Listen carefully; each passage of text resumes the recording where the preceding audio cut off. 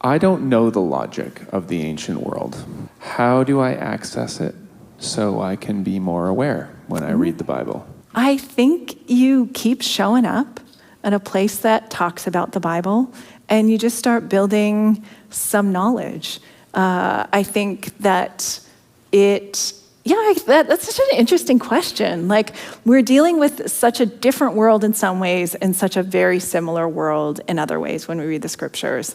So I think it's always a good idea to find an introduction to any text that you want to read. So if you're reading the Gospels, just look at Wikipedia. Just look at a basic introduction. There are some Bibles that have that included. Some are better than others. Somebody just this week emailed me and said, I'm looking for a helpful Bible. Can you put a list together for me? And I'm working on that for them. So I think always start with something that will give you some context.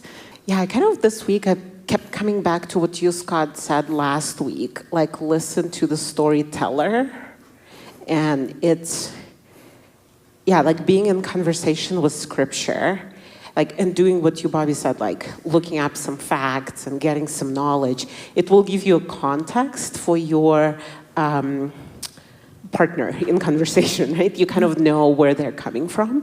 But then in that conversation, oftentimes when we talk to each other, we kind of listen to what else emerges, right? And in this space between you and the scripture, you kind of listen to the storyteller.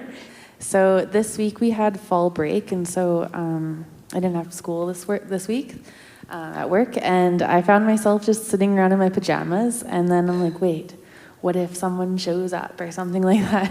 And so I was like, I should be ready. And so I started getting ready, and then my dad would be like, where are you going? Like, just to the living room. But I was feeling like I should be ready. And so I was thinking, yeah, do you think that's kind of the message too, that I could... That's really fun. I think Katie just told us another parable. I think that's what just happened there. I think it's great. Where are you going? To the living room. I like it. To the living room.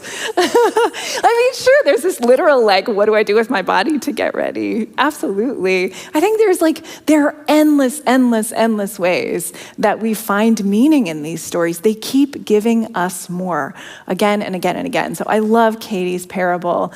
I think there is a way to kind of then even take that further and wonder, what about my heart? You know, what does it mean for my heart to be watchful? What does it mean for my heart to be open and ready to receive something of the wind of the Spirit, bringing me wisdom, clarity, curiosity, a question, something provocative? So I would wonder where we take that parable next in terms of, there are these ways we can think about the lessons of our body and what we do with our downtime, but then what does that look like for us to have a readiness of our heart? Yeah, I was thinking about this watchfulness and readiness. What are those things and how can they look like in our life? And I'm still processing my short-term group that I just wrapped up last week, and it was on burnout in women. And like, the book kind of talked about how we go through cycles. We are meant to oscillate between like loneliness and connectedness and like things like that, and stress and restfulness. And I was just wondering, like, with watchfulness, sometimes we're like too exhausted to be always watchful, right? Yeah. And we kind of need each other. We need like a person like your dad who will be like watchful with you or even for you, maybe.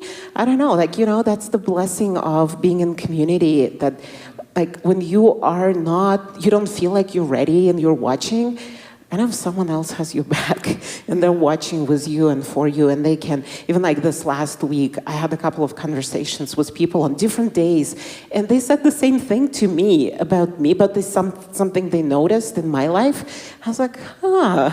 They're like watching.